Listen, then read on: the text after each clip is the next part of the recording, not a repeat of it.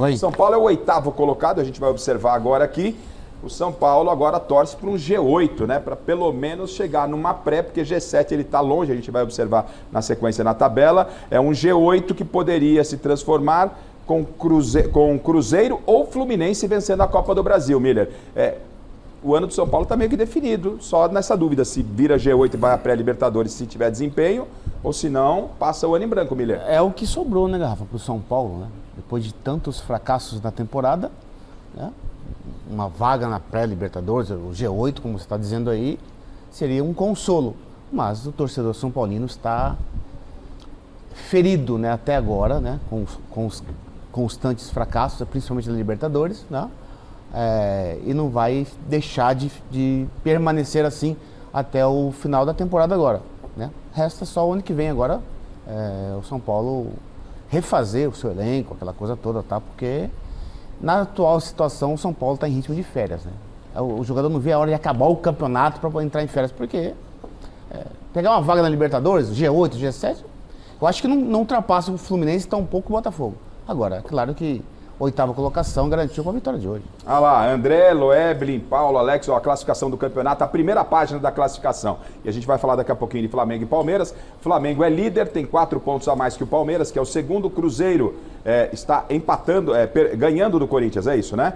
Cruzeiro ganhando do Corinthians, vai chegando a 68, é o terceiro. O Mirassol fora da curva, fecha o G4 nesse momento. O Botafogo é o 5º, Bahia o 6º. Fluminense o 7º, São Paulo o 8º, Bragantino o 9º, o Corinthians, que está perdendo para o Cruzeiro, é o 10º. Daqui a pouco a gente atualiza a segunda página e a parte baixa da tabela do Campeonato Brasileiro. André, não passou tanto tempo, mas quando nós éramos repórteres, né, a gente falava do São Paulo brigando por títulos, por grandes coisas. O Loeblin apitava um São Paulo gigante. E hoje o São Paulo, assim como o Corinthians e outras equipes do futebol brasileiro, mergulhado numa dívida, o São Paulo mergulhado numa dívida e brigando por situações que não representam muito a história do São Paulo, né? Longe disso. E já foi grande referência no mundo de tratamento de jogadores, de recuperação de jogadores, com toda a fisiologia. E foi uma temporada muito esquisita, né? Muito complicada, muito jogador machucado, departamento médico cheio, lotado. A situação financeira tem que ver isso aí, porque as informações que a gente tem dão conta de que é uma situação muito grave. Sim. E que a tendência é piorar, como outros clubes, como o Corinthians, enfim. E é capaz ainda de cair essa vaga no colo do São Paulo, né? Capaz, ainda precisa ali de uma combinação. Tem que ver que o futebol praticado nesse momento pelo Red Bull Bragantino é melhor do que o do São Paulo. Sim. Então o Red Bull Bragantino está nessa briga também. Mas numa dessa ainda cai uma Libertadores no colo do São Paulo. Se entrar G8, né? Se entrar G8. G7 sem chance. Não. G7 esquece. Mas aí tem que torcer ou pro Cruzeiro ou pro Fluminense para ganhar a Copa do Brasil. Mas o futebolzinho que está sendo apresentado é muito pequeno. Muito pequeno. Muito pequeno. O futebolzinho do São Paulo hoje é como o jogador falou, os jogadores estão de férias. Agora, não pode mais jogar contra o Juventude, jogar do jeito que jogou. Você precisa ter um pouco mais de postura, é uma equipe do São Paulo. Agora, se nós estamos falando aqui pré-Libertadores, Libertadores, imagine o São Paulo disputando uma Libertadores o ano que vem com esse time aí. Bem observado. Vai contratar quem? Já não tem dinheiro, já está uma dificuldade. Disputou esse ano com o time. Aí o jogador já falou que o monte está no beco. Um monte de jogador vai sair. Vai contratar quem vai jogar Libertadores como?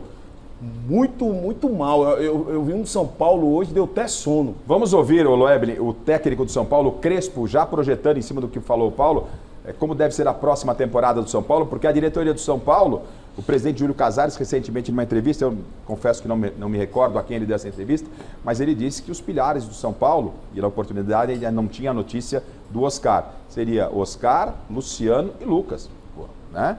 É a base do São Paulo, ou seja, praticamente esse ano. Vamos ver aí o técnico Hernan Crespo hoje falando do futuro do São Paulo na tela. Se você monta um time como este ano, na temporada, apuntando a Oscar, Lucas Moura, Caleri, por exemplo, e eles não estão durante toda a temporada, com este elenco assim, a gente chegou 5 rodadas de final a 45 pontos. Pode pensar que eles são o futuro? Não.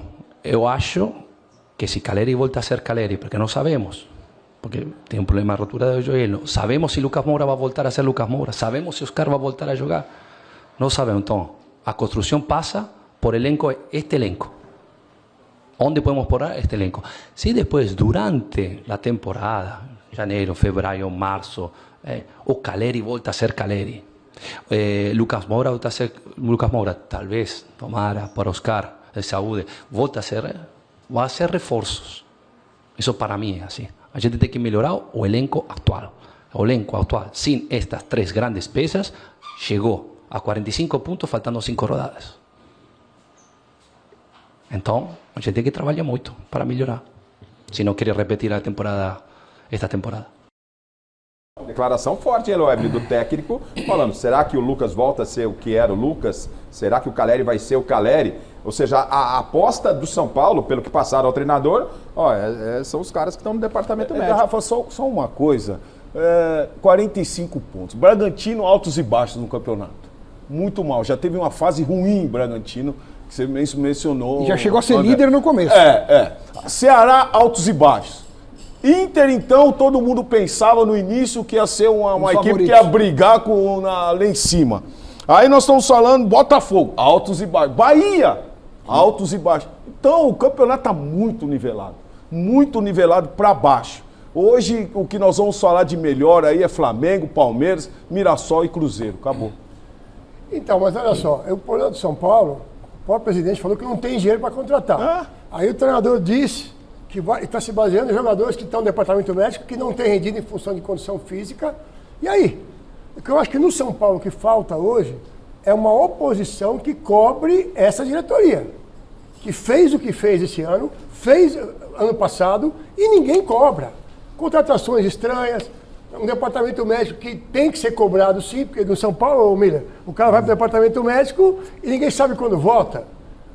Mas não tem que se divulgar a recuperação. Tem sim, tem que saber o que é. O torcedor tem que entender, é uma contusão leve, vai voltar daqui 15 dias, ou é uma contusão mais longa. No São Paulo não, o cara vai para o departamento médico, você não sabe se ele volta esse ano. E hoje perdeu mais um, Ferreirinha perdeu o Ferreirinha. Então o que eu acho que acontece no São Paulo é que existe está tudo muito cômodo. E por isso que eu acho que falta no São Paulo hoje uma oposição forte que passe para o torcedor o que está acontecendo lá dentro, principalmente financeiro, porque vamos lembrar que há pouco tempo saiu a informação que o que foi divulgado de 800 milhões estava errado, que a dívida chegava a R$1 bilhão. Então a quem interessa até essa informação ser maquiada para o torcedor.